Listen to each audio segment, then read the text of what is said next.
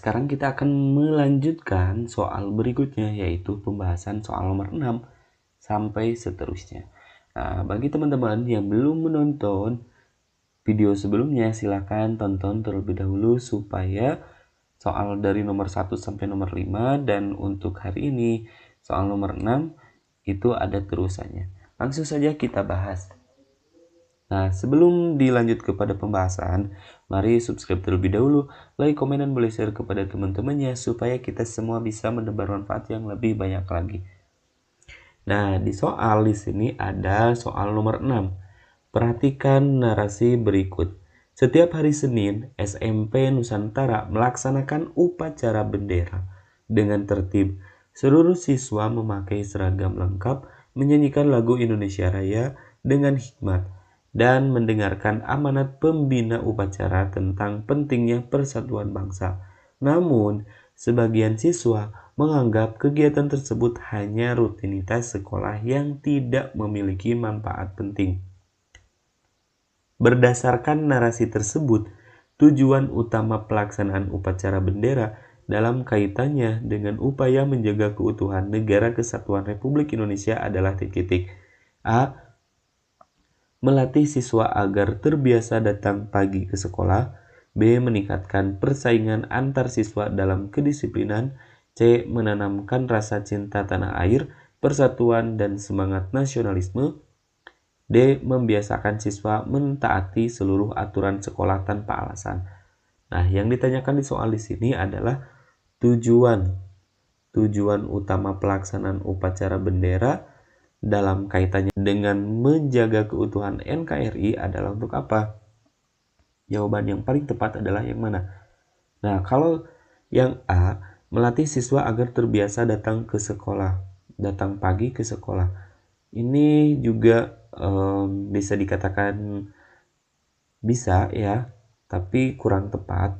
Yang B, meningkatkan persaingan antar siswa dalam kedisiplinan. Ini lebih ke lomba-lomba dalam kebaikan, juga ini masih belum tepat.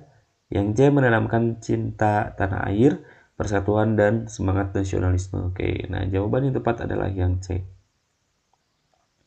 Kenapa yang C? Karena yang C itu adalah merupakan salah satu sarana menanamkan nilai nasionalisme, ya, terus juga cinta tanah air, disiplin, dan persatuan. Sikap tersebut sangat penting untuk menjaga keutuhan Negara Kesatuan Republik Indonesia agar masyarakat memiliki rasa kebangsaan dan persatuan. Kita lanjutkan pada soal berikutnya. Nah, dari mulai nomor 7, ini adalah soal pilihan ganda kompleks, artinya kalian harus memilih lebih dari satu jawaban. Perhatikan infografis garis waktu sidang BPUPK ke-1 berikut ini. Nomor 1, tanggal 29 Mei 1945, peristiwanya Muhammad Yamin menyampaikan usulan dasar negara.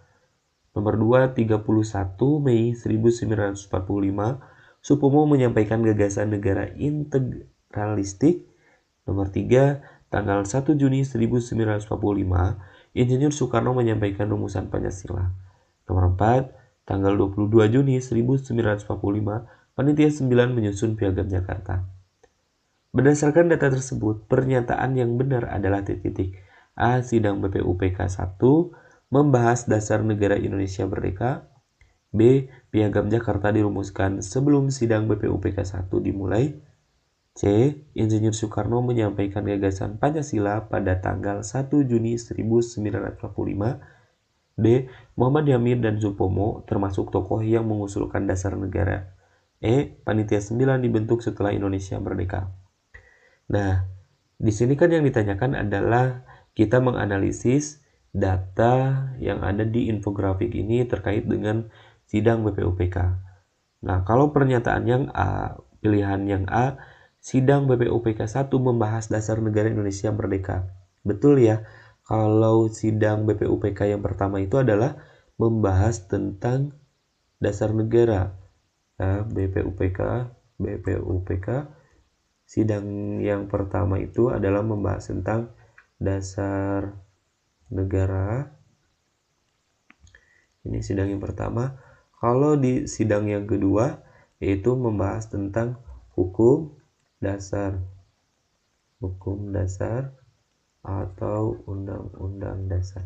Nah, ini dasar negara adalah Pancasila ya. Berarti yang A ini adalah jawabannya benar. Yang B, Piagam Jakarta dirumuskan sebelum sidang BPUPK 1 dimulai.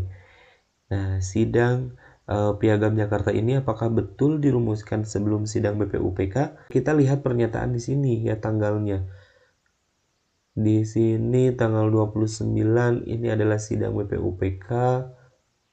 Ini sama sidang BPUPK 31 1 Juni. Nah, kalau ini adalah tanggal 22 Juni, Panitia 9 menyusun Piagam Jakarta. Berarti tanggal 22 Juni itu dilakukan sesudah melaksanakan sidang BPUPK yang pertama. Berarti Piagam Jakarta dirumuskan sebelum sidang BPUPK 1 ini dimulai, ini salah ya. Nomor 2 kurang tepat. Yang C, Insinyur Soekarno menyampaikan gagasan Pancasila pada tanggal 1 Juni 1945. 1 Juni. Nah, ini 1 Juni 1945, Insinyur Soekarno menyampaikan rumusan Pancasila. Berarti yang C adalah tepat jawabannya. Yang D, Muhammad Yamin dan Supomo termasuk tokoh yang mengusulkan dasar negara. Muhammad Yamin. Oke, ini adalah Muhammad Yamin. Terus juga Supomo. Muhammad Yamin dan Supomo termasuk tokoh yang mengusulkan dasar negara.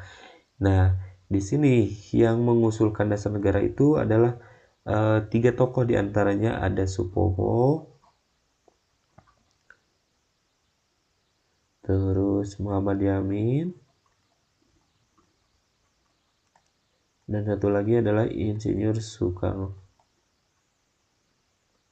Nah, kalau pernyataan yang D, Muhammad Yamin dan Supomo termasuk tokoh yang mengusulkan dasar negara, di sini ada yaitu Supomo dan Muhammad Yamin. Berarti pernyataan yang D ini adalah tepat. Jawabannya betul ya yang D. Yang E, Panitia 9 dibentuk setelah Indonesia merdeka. Indonesia merdeka itu pada tanggal berapa? Yaitu pada tanggal 17 Agustus 1945. Sedangkan Panitia 9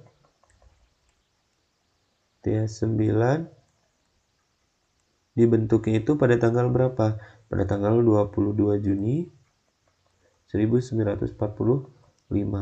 Nah, berarti ini pernyataannya adalah kurang tepat. Berarti yang E salah. Jadi jawabannya adalah A.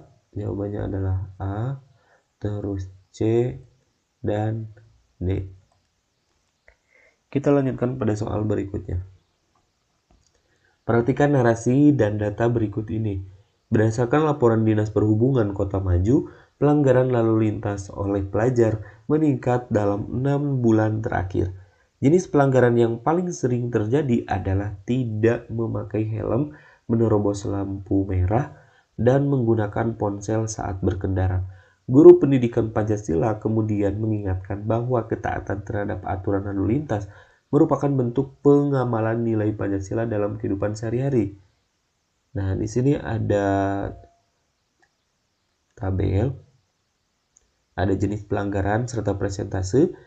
Nah, pelanggaran yang pertama adalah tidak memakai helm, persentasenya 45%, yang kedua menerobos lampu merah 30%. Pelanggaran yang ketiga yaitu menggunakan ponsel saat berkendara, persentasenya 25%. Berdasarkan narasi dan data tersebut, pernyataan yang tepat adalah titik-titik.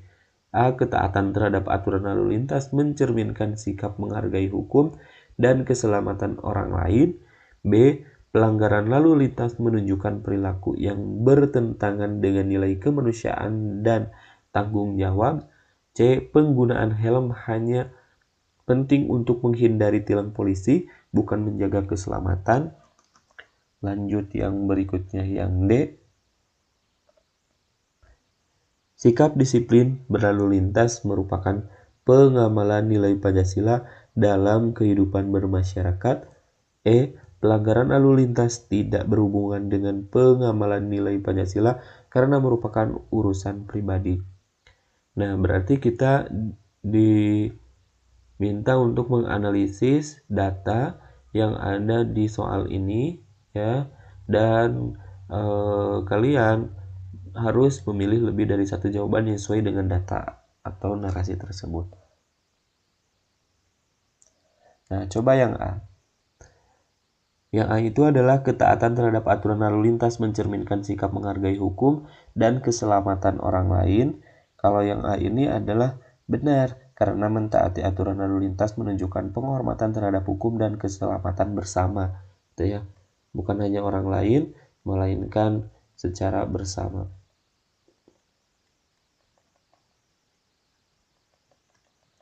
Berarti yang A adalah tepat, betul. Yang B, pelanggaran lalu lintas menunjukkan perilaku yang bertentangan dengan nilai kemanusiaan dan tanggung jawab. Oke, kalau yang B ini adalah benar atau salah? Pelanggaran lalu lintas menunjukkan perilaku yang bertentangan. Ya, di sini adalah pelanggaran. Kalau kita melanggar lalu lintas, tentunya merupakan perilaku yang bertentangan dengan nilai kemanusiaan dan bertanggung jawab. Yang B betul. Yang C, penggunaan helm hanya penting untuk menghindari tilang polisi, bukan hanya menjaga keselamatan. Ini kurang tepat.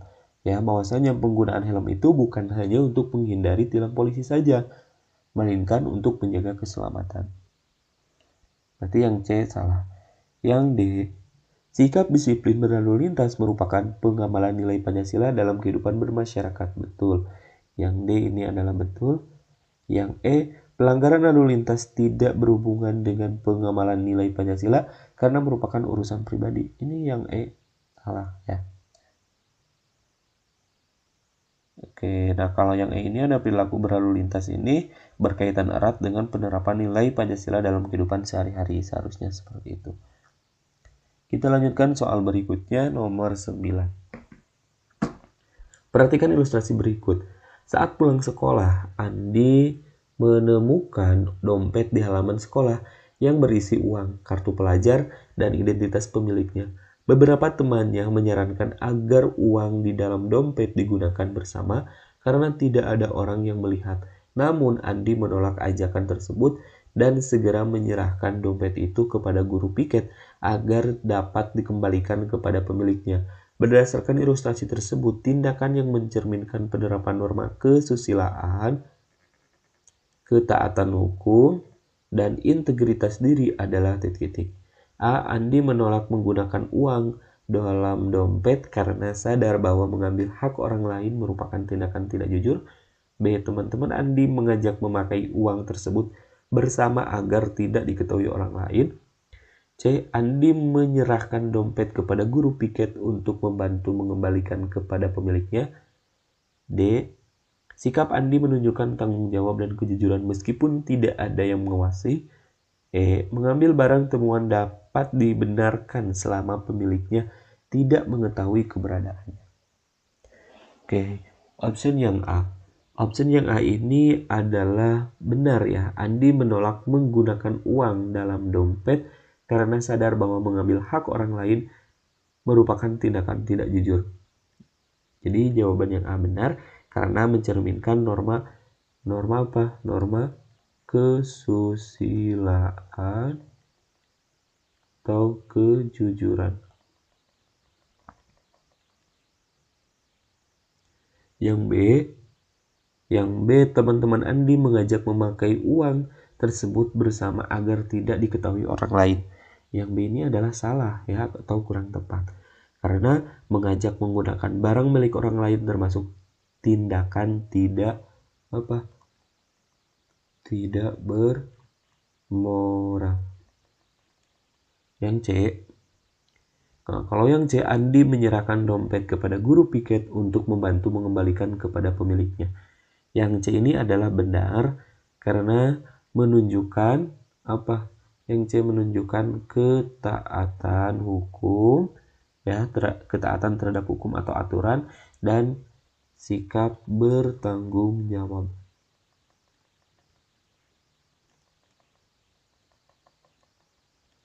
Nah, kalau yang D ini adalah sikap Andi menunjukkan tanggung jawab dan kejujuran meskipun tidak ada yang mengawasi.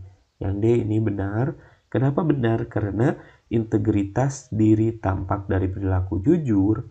Ya, ini integritas.